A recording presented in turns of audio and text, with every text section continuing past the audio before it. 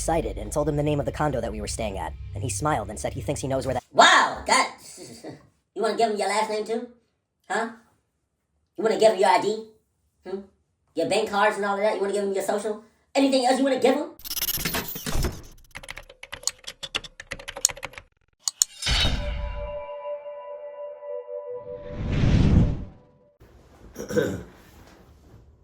Sup? Though. We're not gonna spaz out. We're not gonna lash out. And Toby you definitely not gonna get it today.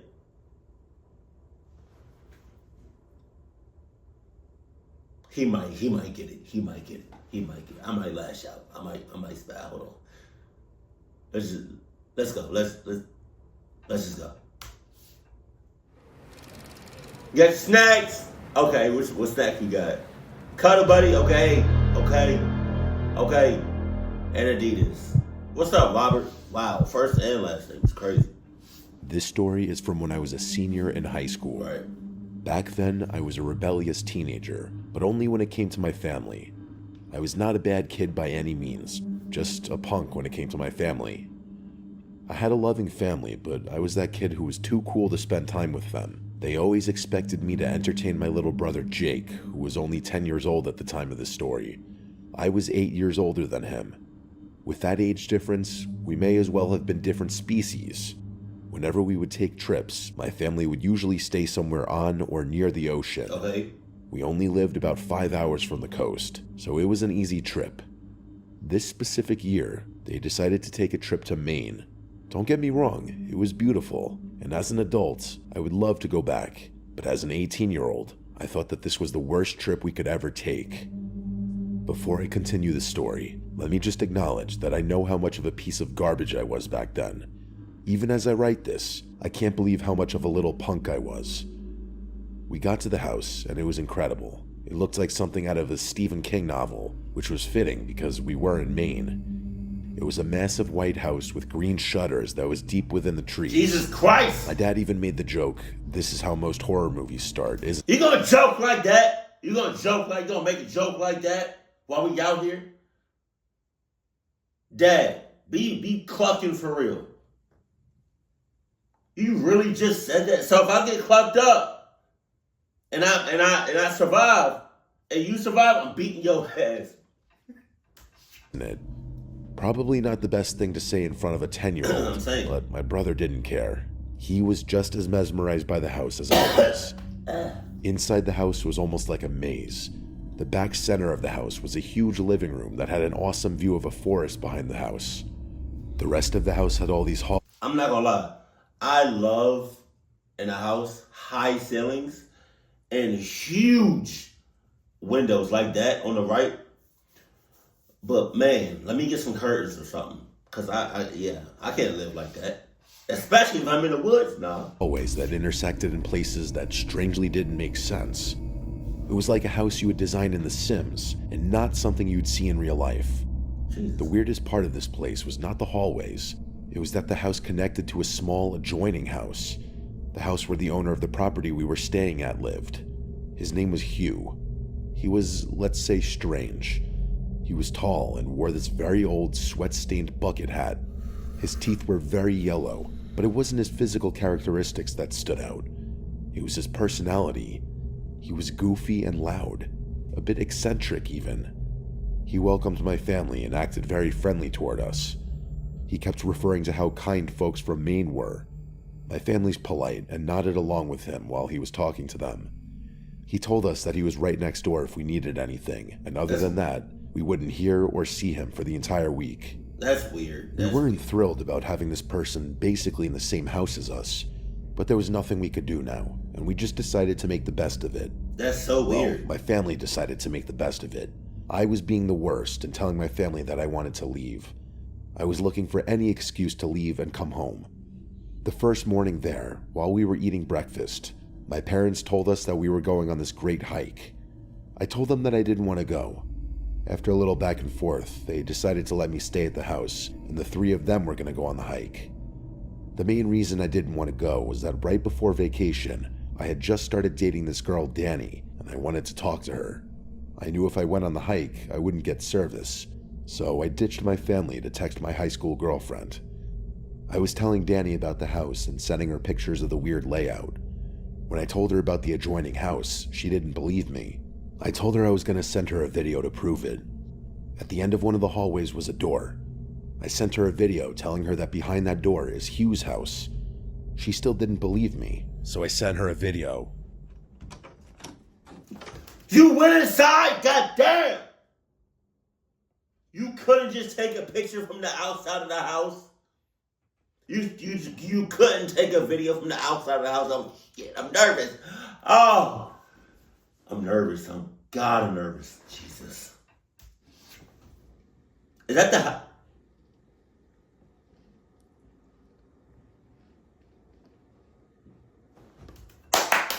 Come on!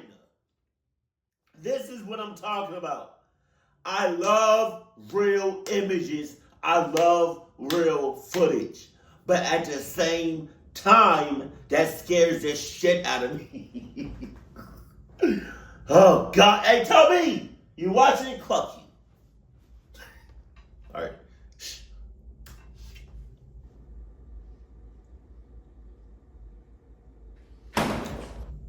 I went to open the door, assuming it would be locked, and it wasn't. Oh my God. The worst part of this was that the door to Hugh's was right next to the door to my bedroom. This guy's unlocked door that was right next to where I would be sleeping. I didn't love that. I ended up walking inside Hugh's house while on FaceTime with Danny. It was just a normal little house. The room I was in had a TV and a couch, nothing spectacular. I heard a door shut from somewhere in the house, and I panicked and ran back to our side of the house. Jesus. A few minutes later, Hugh was knocking at the door. He was still cheerful and goofy and asked why I was recording videos of his house. I tried lying and telling him that I was just lost, but he didn't believe me. He also didn't seem that mad. He told me that he had cameras in his house and he got alerted to one of the doors opening. When he checked it, he had me on video flashing my phone all over the room. I just told him the truth after that, and he laughed. He made some weird comment about how nobody in Maine locks their doors. I laughed awkwardly and said I had to go. He left, and you better believe I locked the door. Maybe people in Maine don't lock their doors, but where I'm from, you lock the doors and check twice. That's what I'm saying. Danny told me that she didn't trust this guy and that I needed to protect myself just in case. I carried a large wooden chair over to the door and basically propped it against the door as a makeshift lock. When my family came back, I told them about the weird interaction with Hugh, but they were more angry with me that I went into his house. Man. They were right, but I still yelled at them anyway. My parents had only been back for maybe 30 or 40 minutes and told me to get ready because we were going out for dinner. Again, I protested and said I wasn't leaving. My parents were still a little upset about the Hugh thing, so they didn't bother fighting with me. They told me that they would bring food home for me. Not long after they were... All right, my guy. Like, at some point, you got to spend some time with your family. Like, I understand, you trying to talk to your girl or whatever. But, man, something got to give. Like, you can't talk with her 24/7. Jesus, at least, like, come on. Does she not understand? You're with your family. You got to spend some time with your family. Jesus. Gone, the sun went down. I looked out the windows and it was pitch black, like no light at all. A couple of hours later, I was sitting on the couch texting Danny when I heard a loud crash. I sprang up right away. It sounded like it came from the end of the hall where Hugh's door was locked. I started putting pieces together in my head, and I concluded that the sound very well could have been the sound of the big wooden chair being knocked over. My first thought was that Hugh was trying to get in. I snuck over to the hallway, wanting to catch this creep in the act. It was too dark to see at the end of the hall. I flipped the light switch, and the chair was knocked over, and on the ground next to the chair was a backpack that wasn't mine. I ran to the screened-in front porch, locked the door that led to the inside of the house, and made sure the screen door to the outside was locked. I know it's not exactly a fortress, but it would at least give me time to make a move if I needed to. I sat in the fetal position on the ground under a patio table. I didn't know what to do, and of course, I left my phone in the living room where I was texting Danny. I'm not gonna lie to you. Having all those lights on at once is insane. is actually insane. Like, I didn't realize how serious my mom took her electric bill when I was younger, living with her. You know, until I actually got my own place and I having my own electric bill. My wife would tell you, if she was here right now, she would tell you off rip. Leaving lights on when nobody's in the room, it doesn't piss me off, but it's just like, I get a little irritated, you know what I mean? Because it's like, man, because now seeing that, every light on in the house, nah. I heard footsteps coming from inside the house. Not erratic movements, just normal walking. I don't know exactly how long had passed, but it was at least several minutes when I saw the headlight of my dad's van pulling in. I got up, ran outside, and told them to stay in the car. My parents were confused because I was speaking incoherently about what happened. That's when Hugh came over, and I just about fell on the ground. He leaned over to my dad and said he needed to talk to him in private. I tried pulling my dad back, but he basically just dismissed me. Jesus. I could tell by Hugh's body language that something was wrong. He wasn't being gleeful and silly anymore. He looked like he had seen a ghost. My dad shook Hugh's hand, turned to me, and told me to get into the van. He said that we needed to go somewhere quickly.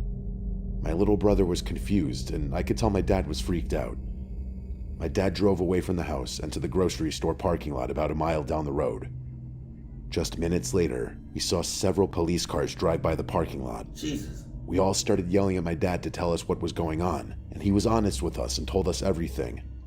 Hugh also heard the loud noise. He got an alert that his camera had been set off. The chair that I was using as a lock must have had enough of an impact on the door when it was knocked over that it registered movement on Hugh's camera. He assumed I was trying to get inside his house again. He thought that maybe I was trying to pull some kind of high school prank. He checked the cameras and didn't see anything. He said he had a gut feeling that something was wrong, so he decided to invade our privacy and check the camera that he had in the hallway of the house we were staying in. Damn! It was too dark to see anything until I turned the light on. He still only saw the knocked over chair and the backpack, which he thought could be mine. Just as he was about to turn the camera off, he saw a tall, bald man come out of the bedroom I was staying in. A man he knew wasn't my dad and wasn't me. The man grabbed the backpack and went back into the room. Hugh ran outside immediately to help me and noticed that's right when I had locked the screen door and ducked down. He was smart enough to assume that I probably wouldn't have believed him, and he was right. I wouldn't have. Instead, Hugh hid in the front yard with a clear vantage point of the house, just in case this intruder tried anything. He didn't want to sneak in through the adjoining house and potentially alert the intruder, because he thought that might put me in danger. As soon as my family returned, he told my dad everything, and that's why we ran off. We were only in the parking lot for a few minutes when Hugh called and said that the police chased the man into the woods and they hadn't caught him yet. He told us to remain there and that he would grab all our things and bring them to us. We stayed at a hotel that night and drove home the next morning. If I hadn't acted like a spoiled kid and stayed at the house, all this could have played out much differently. It could have been a lot worse. A few months later, my dad reached out to Hugh and asked him if they ever caught the guy. They never did. Even with all Hugh's cameras around the property, they still didn't know how he got in or even what his intentions were. He could have just been a homeless man looking for shelter. At least that's what I told myself back then so I could sleep at night. Sometimes the scariest things that happen to us aren't always face-to-face interactions. Sometimes it's just people hiding in plain sight. It's, man, I think he's sus. I think Hugh's sus. And the guy that was the random other person that he was. Every year. Man, every year my ass, hold on. I feel like Hugh is sus and that random dude was sus. And I feel like they was also working together. That's all I'm saying. If they wasn't working together, if they wasn't in cahoots, Hugh, you still sus. Like, get Cluck on my face. That's just how I feel. My family goes on this epic vacation together. We stay at my aunt and uncle's house that's right on the ocean in West Palm Beach. Their son Will is the same age as West Palm Beach? Palm Beach Pete? Come on. Jeffrey, okay. me, and we've always been good friends. It's also not just my immediate family. My other aunt and uncle join us and bring their kids as well. Okay, all My right. daughter Teresa is my best friend. We went all through high school together, and because we're the same age, have the same last name, and kind of resemble each other, everybody thought we were twins. We would love these family vacations because we would tell strangers that we were twins. As we got older, Teresa, Will, and I would party like rock stars on these family vacations. We would spend the day on the beach with the family, but at night, Will would take us to bars and clubs. Because he was the local boy, he knew all the hot spots. On one specific family vacation from a few years ago, the three of us witnessed something weird, something that still bothers me and freaks me out to this day. Teresa and Will aren't so freaked out. They think what we witnessed was some kind of prank or just a weird occurrence. I'm just not so sure. The trip was like any other West Palm family vacation. We were living it up. Once in a while on these trips, Will would accidentally have a little too much to drink. Maybe it wasn't accidental. The boy liked his drinks. But because of this, Teresa and I would know exactly when he hit his limits. That's usually when we would call it a night and find a ride home. I was always responsible for us getting home. I would only drink to a certain point, and then spend the rest of the time making sure that Teresa and I cannot do that. I cannot do that. I have to. If I'm driving, like if I'm out with my friends or whatever, or like with anybody, and they're drinking, I cannot have anything in my system whatsoever. I don't even care if it's like a little shot. I don't care if it's like a little swig. I don't even care if it's like a little droplet from the alcohol. I cannot. I do not feel comfortable doing that. Maybe it's just a paranoia in me that like, what if like, you know, we get pulled over that night and the officer asks us to, you know, to step out and to blow, like to blow on the thing, pause. And he detects alcohol in my system, but no, I can't do that. I can't. especially Will didn't end up in a ditch somewhere. On this specific night, Will started getting a little rowdy in one of the bars. He kept saying that because he was a local, he could run his mouth. What? But that's not a thing. He was making a lot of people inside the bar mad, and he ended up getting thrown out of the bar we were at. And I mean, he physically got thrown out of the bar by the bouncer. He was mumbling a little bit, but he was fine. He didn't hit his head or anything. I think his self-esteem was hurt more than anything. Oh. I told Teresa to watch him while I tried to find us an Uber or another way home. He kept calling me a buzzkill, and that's kind of how I knew it was time to go. I secured us a ride that would be there shortly. While we were waiting, I called my boyfriend and just told him about the night we were having. He laughed and told me to call him when I got back to the house. Just as I hung up the phone, Teresa ran over to me freaking out. She said she wasn't paying attention to Will while she was on her phone, and he got up and wandered off. The boy was in no condition to wander anywhere. Oh, brother, this guy stinks! Mother Clucker, you had one job. You had one job and you failed. You sorry ass Mother Clucker. I tried calling him, but his phone kept going right to voicemail, which is right on brand for Will. After a few minutes of running around the streets yelling his name, I heard Teresa shout at me that she could see him. Thankfully, it was Will. He was walking in a very crooked line and heading towards the swamp or forest or something. Oh my God. I don't know what you would call it in Florida. I don't know the difference between what qualifies as a forest or a swamp. It was a heavily wooded area with a lot of mud and dirt. I'm going to refer to it in this story as a swamp because I feel like that's more on brand for Florida. Anyway, Teresa grabbed him before we entered the swamp and started giving him a verbal beatdown. Will was laughing and acting like a toddler. As soon as Teresa let go of Will, he sprinted into the swamp. I don't know if it was adrenaline or rage, but without thinking, we sprinted into the woods after him. It only took us a little while to catch up. He was so messed up that he wasn't moving very fast. Using the flashlight from the cell phone, we were able to see just how dirty and gross this area was. Our feet were completely covered in mud. As we started heading out of the thick brush, Will, of all people, told us to shush. We both looked at him like we were going to smash him in the face, and before we could speak, he told us to be quiet again.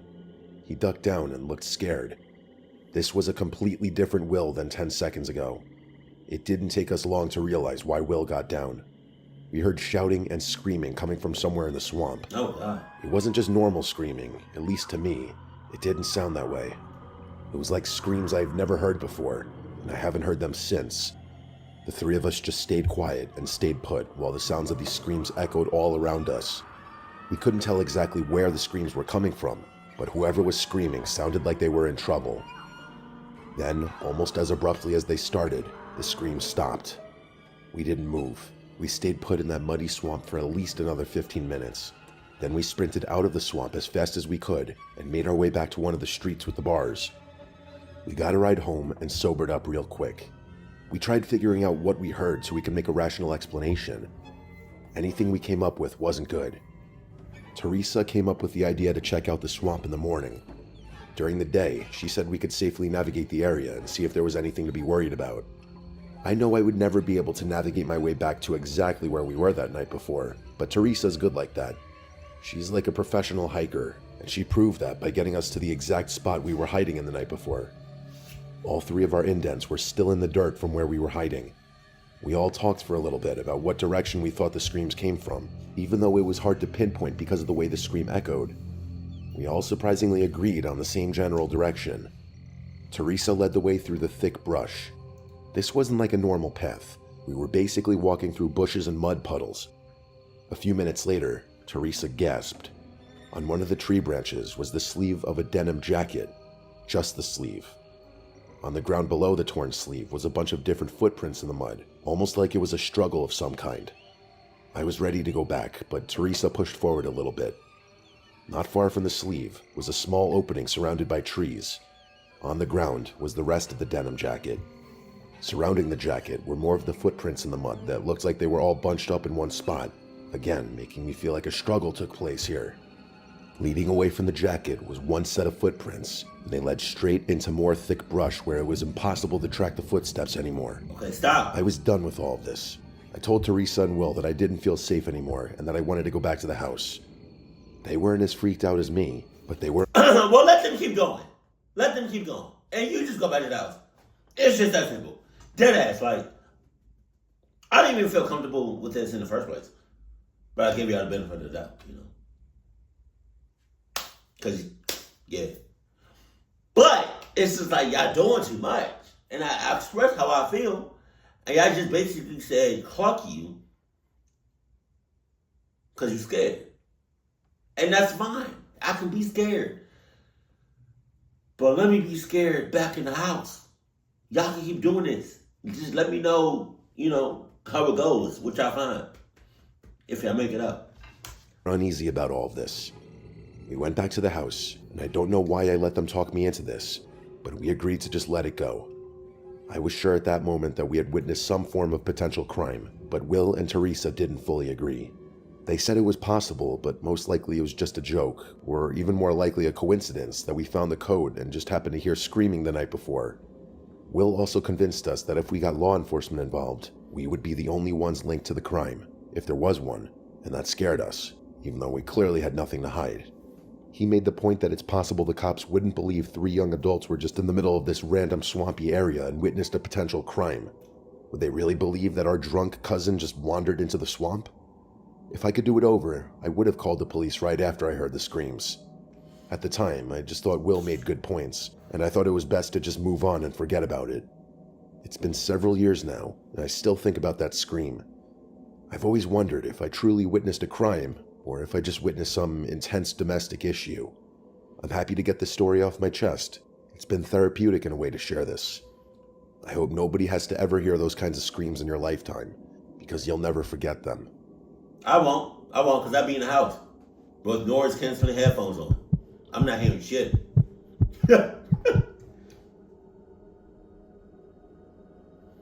This story I'm about to tell you happened to my girlfriend and I last summer. It was the first time we were able to travel together as a couple, and we were excited about it.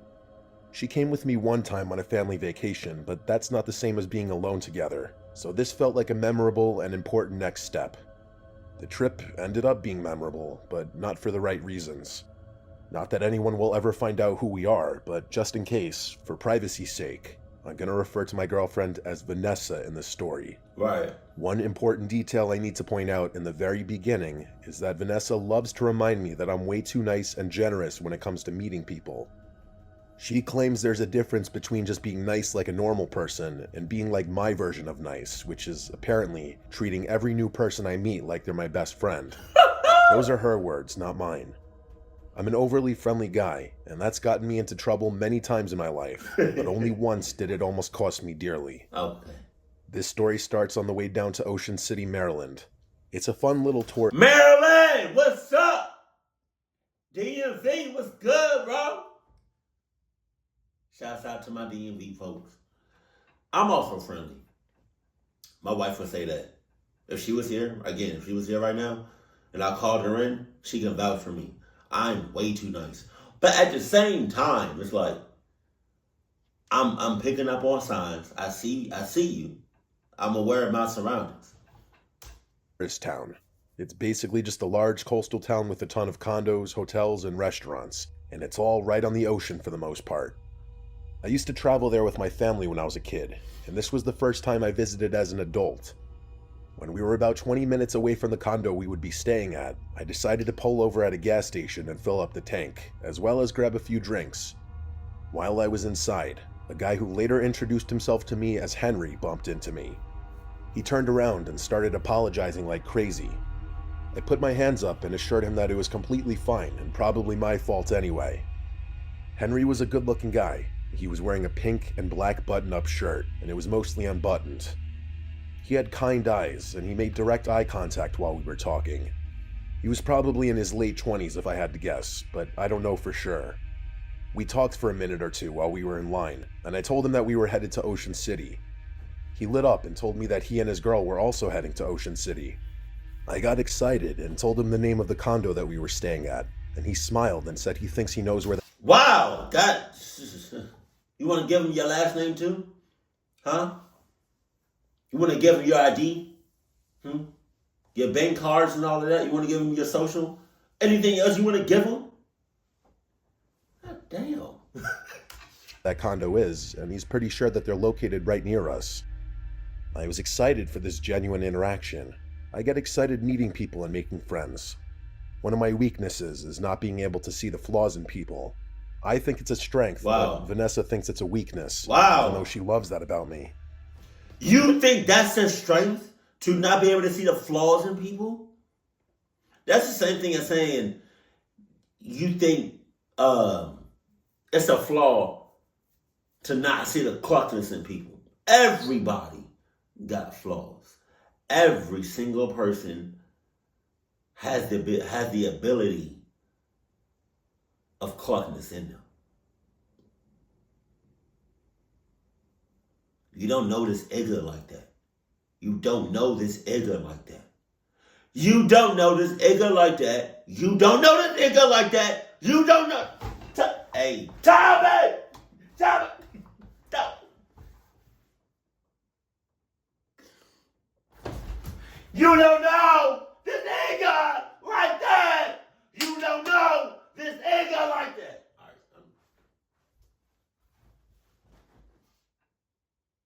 I'm done. I'm sorry.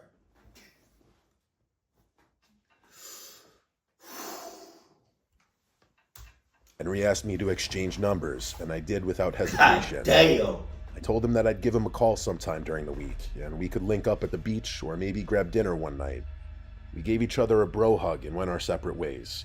When I got back in the car, Vanessa knew right away that I must have made a new friend because of the way I was acting. I told her the story, and she just rolled her eyes. We got to the condo that afternoon. I'm not gonna lie to you. If I was her, if I was Vanessa, and I saw that whole interaction, and you went back into the car, I would have looked at you the whole time like this.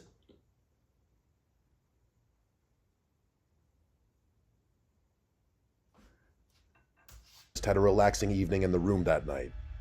Our room was on the 5th floor, and it overlooked the ocean. We sat on the balcony and admired the view until we went to bed. The next day, we went down to the beach early. We're both early risers, so getting up early is no issue. We set up our chairs a little after 7 in the morning and drank our coffee on the beach. A few hours later, I heard someone shout my name from behind me. Wow. I turned around, and Henry was waving at me with a woman following him. She was not like Henry. He was mirroring a lot of my mannerisms and energy, and she looked miserable. She was pale. Most of her face was covered by these huge sunglasses, and the rest was shaded by a huge sun hat. She was also wearing leggings and a button-up long-sleeve shirt. She was also carrying this large tote bag that looked... What the hell is that in the bag? Like, y'all see this video right now? What is that in the back? Who that in the bag? Who that in the back? Who that? Like, dead ass. Like, you see the ocean, but it's like something is in the back. What is that? Is that an island? What is that? Or is that one of the big cargo ships? What is that? Is that a cruise ship? I don't know what that is. The thing is huge. That thing is huge. And it's even more terrifying because it's like, if it's that big, that far out, imagine that shit close up. It's empty. This was a woman who did not like the sun. She didn't say much. Henry introduced her as his woman friend, Sarah, and she just waved and gave an unenthusiastic smile. Woman friend? She was the opposite of the Henry I met the day before. After an awkward introduction, Henry asked if they could join us, and of course, we agreed. The more the merrier was always my motto. What, really? They didn't have chairs or beach gear. Henry just plopped himself in the sand while his woman friend stood there. I got up and offered her my chair, and she was hesitant for a second, but then took the seat. While we were sitting there, Henry told us they were staying in the building that was directly next to ours. Wow! My mind was blown. I couldn't even believe the odds of that happening. That was a major red flag for Vanessa, but not for me. We hung out for another hour or so, and then went back to the room. Before we left, Henry kept asking if we could all go out tonight for a drink, but I could tell Vanessa didn't want to, so I just told him I'd call him if we decided to go out. When we got back to the room, Vanessa started to tell me about all her concerns. She said that Henry seemed fake and that he was giving her major creep vibes. She also said that Sarah was one of the rudest humans she'd ever met. She complained about the sun the entire time. She also made a great point and said that she doesn't know anyone who comes to a beach town and hates the beach, and then yet goes down to the beach without bringing a chair, a towel, an umbrella, or anything. I told her she made great points and that I wouldn't call Henry the rest of the trip. The last thing I wanted was to ruin Vanessa's vacation. That night, I was sitting on the balcony smoking a cigar, even though that wasn't allowed. It was late, but I'm not sure of the time. I was looking down on the beach, and I swore I could see Sarah down there walking alone. Jesus. I mean, she had the big tote bag, the big hat, and the same outfit from earlier. I was just too far away to be sure. I went back inside and got ready to call it a night. Vanessa was already in bed. I went to make sure the door was locked, and I thought I could hear someone talking coming from outside the door. This alone wouldn't be concerning, as there are several condos on the floor, but the talking sounded like it was coming from right outside my condo. I tried to listen, but it just sounded like incoherent mumbling. I got close to the door to check it was locked, and before I could grab the doorknob, I noticed it shook, as if someone was trying to open it from the other side. Oh my God. Instead of running or freaking out, I just politely shouted that they had the wrong room. I heard the sound of footsteps running away after I said that. I had just assumed that maybe somebody had mistakenly tried to get into the wrong room. After all, accidents happen. I stayed awake a little longer just to make sure I didn't have another surprise guest. Nobody else came to the door, and I went to sleep. The next day, the same thing happened. Henry and Sarah seemingly came out of nowhere and joined us on the beach. They were wearing the same clothes again. Normally, that wouldn't be weird on the beach if you were wearing a bathing suit or something, but Henry and Sarah were not wearing bathing suits. He was still wearing the same outfit I saw him wearing at the gas station, and she was wearing the same outfit as the day before. We didn't spend a lot of time at the beach on this day. I could tell Vanessa was all done with these two. I politely told Henry that her and I were going to go back to the room for a while and then have a romantic dinner out. I told him that I'd text him if we were down to grab a drink later. He seemed overly excited for some reason and let us go. While we were getting ready to go out, I looked out the balcony and I saw Sarah standing on the ground where the beach meets the patio of the condo building. She wasn't facing the building, she was facing the ocean. It was weird that she was in front of our building and not where they were supposedly staying. But the weirdest thing was that Henry was nowhere to be found. She was by herself. I watched her for a little while, which made me feel like a creep. A few minutes went by, and Henry emerged from what looked like the bottom of our building. God! I watched him go over to Sarah. He started waving his hands around and then stormed off in the opposite direction from where they were staying. Sarah waited a few seconds and then followed him. That whole interaction felt weird, but who am I to judge? Once Vanessa was ready, we left the condo and went out to eat. While we were out, my phone kept ringing. It was Henry. I didn't answer it. After dinner, we started walking back to the condo since we were only a few blocks away. Henry called again. Vanessa told me to just text him back and tell him we're going to bed so he stops calling. So I texted him and said that we were walking back from dinner and that we were going to bed early. Immediately, my phone started ringing. It was Henry. I didn't answer. He finally sent a message that said, "Hey buddy, let's meet for a drink before you get back. It's too early to go to bed." What? Vanessa rolled her eyes, and even I was getting annoyed now. I responded with another text that said, "Thanks for the offer, but we're going to bed. We're already about to be at the condo." Then I got the weirdest text of all, a text that may have had some other implications. All it said was, "Don't go to your room yet." We both stopped and contemplated the text while standing in the parking lot of the condo. Henry was strange, but was he capable of something malicious? Yes. Vanessa thought so. We got to the room a few minutes later and noticed that the door was slightly open. Oh, God! I know for a fact that I did not leave the door open. Call the cops. Call the cops. Please, for the love of Jesus, do not go in there. Just back up. Or go back into the parking lot and call the police and just wait and watch. You know, let them figure it out. Vanessa started to panic and she waited in the hall. I slowly entered the room and was relieved everything looked how we left That's it. crazy. At least at first. Then I started noticing things that weren't how we left them. The balcony door was open, but nobody was out there. In the bedroom, both of our suitcases were completely ransacked, and the only thing missing was a pair of Jordans I brought, Vanessa's bathing suit, and a picture of us that we had printed out and left on the dresser in the bedroom. We called the police and told them that we thought it might be Henry and Sarah who broke into our room, but those were almost for sure fake names. The condo next door had no record of a Henry staying there, and the only Sarah in the building was not that Sarah. When they tried to track the phone, it was no longer in service. The local police told us that it's not something that happens a lot in that town, but occasionally, some people will try to rob tourists. We were just some of the unlucky people who were chosen, I guess. The only thing I took from this experience is that I really need to be more careful about who I trust. No shit! And if anyone out there visits Ocean City, Maryland, just be careful because somewhere out there, Henry and Sarah are still lurking. There's a lot of Henrys and Sarahs out there in the world. There's a lot of Henrys and Sarahs out there in the world. It's not just Ocean City. Don't do that. Don't make it seem like Maryland. It's just they got nah.